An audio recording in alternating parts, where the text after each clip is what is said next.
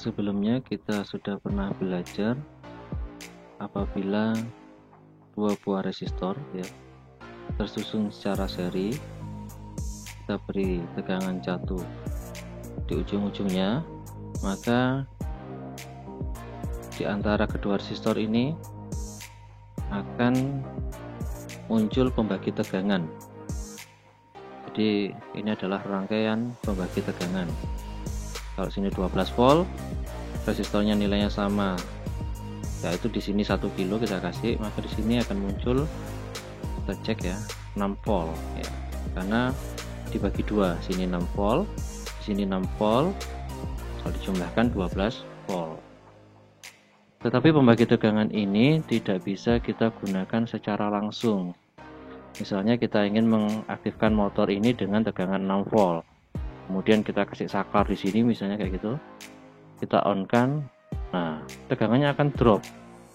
Ya, jadi nggak bisa di sini motornya akan nyala dengan tegangan 6 volt, tidak mungkin ya. Nah, ini langsung drop ini 92 milivolt, sangat kecil sekali ya, mendekati 0. Jadi tidak bisa kita membuat pembagi tegangan seperti ini langsung kita aplikasikan. Nah lalu bagaimana? Maka kita butuh yang namanya tegangan, maksud saya yang namanya rangkaian buffer. Nah seperti ini, rangkaian buffer.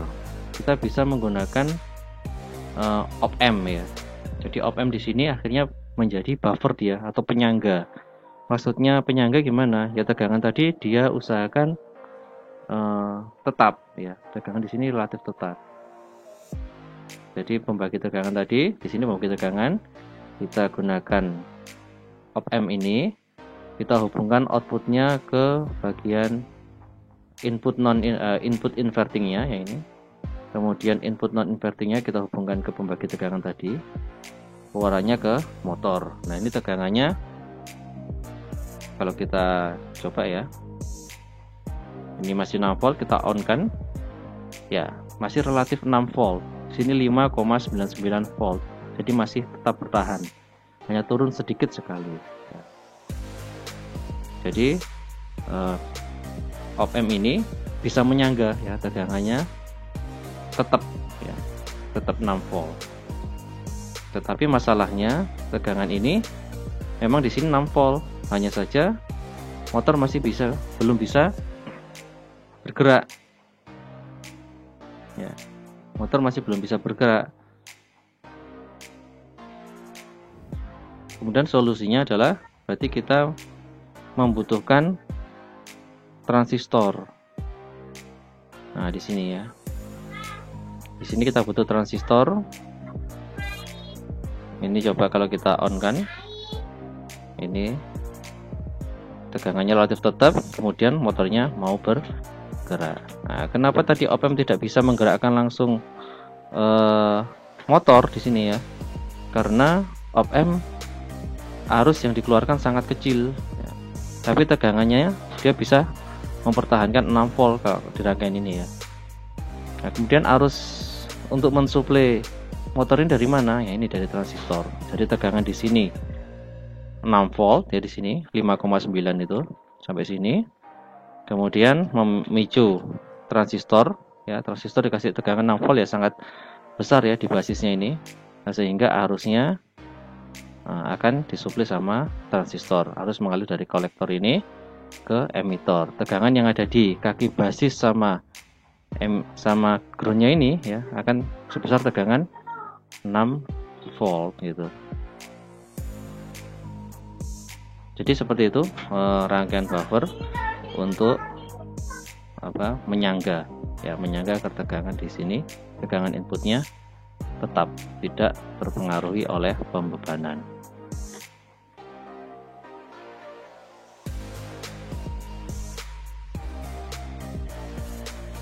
Sekarang kita coba menganalisa kenapa rangkaian buffer ini tidak bisa langsung mengaktifkan motor. Kita coba ya, padahal tegangannya sudah 6 volt. Kita cek ya, kita lepas dulu motornya, kita hubungkan ini dengan voltmeter, kemudian kita on kan, ya tegangannya 6 volt ya. Sini 6 volt mengikuti tegangan yang ada di pembagi tegangan ini 6 volt. Nah, tapi kalau kita hubungkan motor ini ke op-amp atau ke buffer, kita matikan dulu, kita hubungkan ya, kemudian kita aktifkan ya, tegangannya di sini tidak bisa sampai 6 volt ya, ngedrop dia ya, jadi tegangannya langsung jatuh sehingga tidak bisa mengaktifkan motor. Hal ini disebabkan karena arus yang bisa disuplai oleh op-amp ini hanya kecil ya, atau op-amp ini daya outputnya sangat kecil sehingga tidak mungkin untuk mengaktifkan motor. Nah, berbeda apabila kita gunakan transistor ya, setelah di op-amp-nya ini. Nah, ini kita gunakan transistor, kita cek tegangan yang ada di sini ya. Ini tidak ngedrop ya. Tegangan di sini akan sama dengan tegangan yang ada di pembagi tegangan ini.